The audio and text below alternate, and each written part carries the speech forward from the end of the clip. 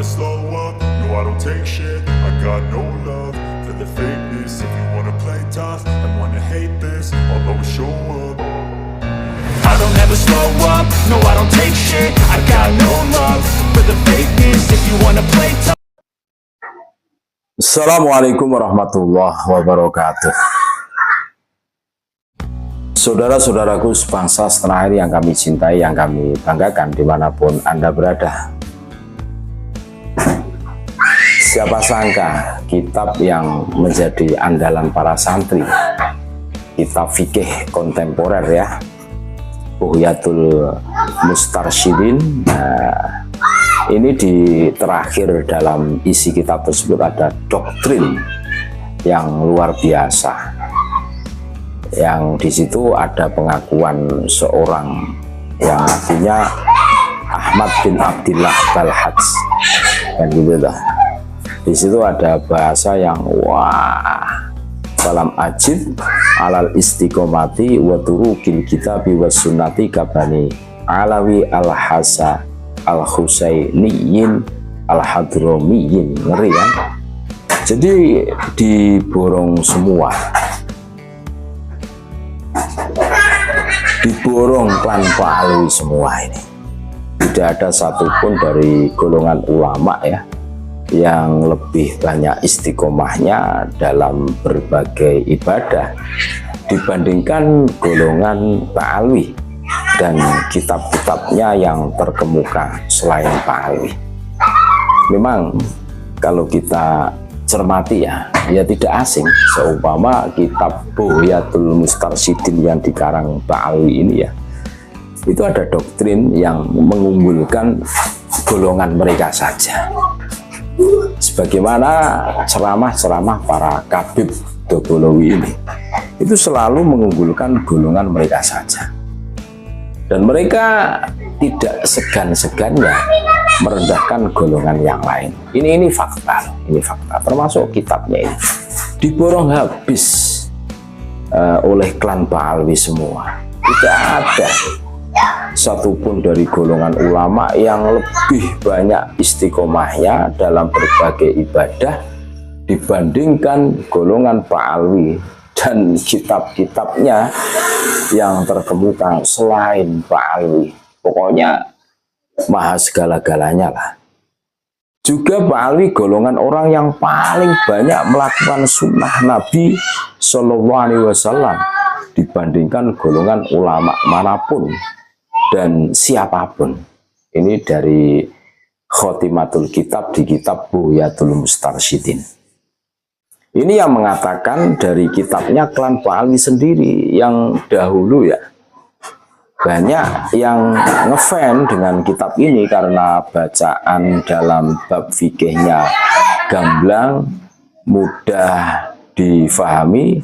Ternyata kebelakangnya berisi doktrin sesat dan menyesatkan ini.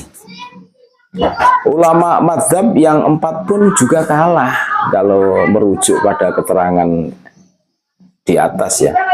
Imam Malik, Imam Syafi'i, Imam Hanafi, Imam Hambali.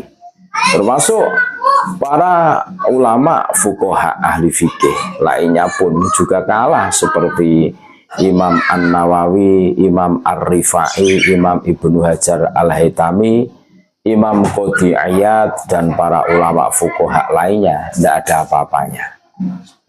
Dan para aulia illah lainnya yang sudah masyhur pun juga kalah, seperti Sultanil Aulia, rajanya para wali, Sayyidina Syekh Abdul Qadir Al-Jilani, Syekh Aqil Al-Mambaji, Syekh Ma'ruf Al-Qorhi, Syekh Hayat bin Qais Al-Harroni, Syekh Ahmad At-Tijani, Syekh Ahmad Al-Badawi, Syekh Ahmad Ar-Rifai, Syekh Ibrahim Ad-Dasuki, dan para aulia illah lainnya yang sudah masyhur tentunya ketinggian, pangkat, dan kewaliannya bukan hanya di kalangan duriyahnya sendiri, tapi sedunia. Para ulama muhaddisin, ahli hadis seperti Imam Bukhari, Imam Muslim, Imam Ibnu Katsir, Imam Ibnu Majah, dan lain-lain pun kalah semua. Kalah semua. Begitu juga kalah ulama mufassirin ahli tafsir, dan juga kalah ulama as-sufiyun atau ahli sufi seperti Imam Ibnu Athaillah As-Sakandari yang mengarang Syarhul Hikam, Imam Al-Ghazali, dan lain-lainnya pun kalah semua golongan. Kalah semua dengan golongan kelompok Alwi dari segi istiqomahnya, ilmunya, kan gitu tuh, ibadahnya, mengikuti sunnah Nabi, kitab-kitabnya. Nah, ini luar biasa. Memang tidak bisa dipungkiri genetika yang diwarisi oleh Habib Ba'alwi ini tidak serta-merta. Ini kitab Bughyatul Mustarsyidin ini menunjukkan bahwa memang mereka itu didoktrin, dituntut untuk mengunggulkan golongan mereka atau mempromosikan golongan Ba'alwi. Tentu bagi yang berpikiran waras tentu berpikir ini ada apa. Kalau memang orang terkenal, ya biarkanlah orang itu mengakui dengan sendirinya. Sebagaimana status kiai, ustadz, apakah orang itu bisa meminta, mengkondisikan? Ya, yang benar itu ya biarlah orang-orang yang memberikan titel itu, tidak mengkondisikan terus harus memanggil ustadz, kiai, kan tidak. Nah, selama ini kita semua tentu tahu kan, Pak Alwi itu maunya itu dihormati, maunya itu disanjung-sanjung, maunya itu dianggap sebagai dzurriyyah Nabi. Nah, kalau pikiran kita itu menjangkau ke situ, tentu kita akan menemukan jawabannya. Berarti mereka itu visi misinya itu biar diakui. Cuma gitu saja. Biar semua orang itu menganggap bahwa dirinya itulah yang berhak pantas menyandang gelar dzurriyyah Nabi. Yang lainnya minggir dulu gitu loh. Nah, ini tentu kalau kita cermati munculnya polemik nasab ini tentu ada sebabnya. Ya, salah satu sebabnya kami yakin karena mereka itu terlalu bersemangat mengaku sebagai dzurriyyah Nabi tanpa bisa membuktikan.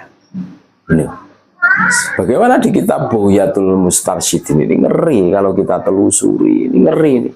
Di khotimatul kitab lu ada. Ini kan kitab fikih kontemporer Bughyatul Mustarsyidin ini. Ini pun ada doktrin yang dimasukkan. Nah, ini bagi yang santri-santri yang membaca ini ya termehek-mehek. Wah, sampai tadi dari yang kami jelaskan di atas itu semuanya itu dunia itu milik Pak Alwi, ibaratnya seperti itu. Kengaliman, kewalian, pokoknya apapun itu kalah semua lah. Selainnya Pak Alwi kalah. Isinya itu Pak Alwi semua. Kurang lebih yang kami tangkap seperti itu, saudara-saudara. Terima kasih. Tetap NKRI harga mati Nusantara milik kita. Assalamualaikum warahmatullahi wabarakatuh.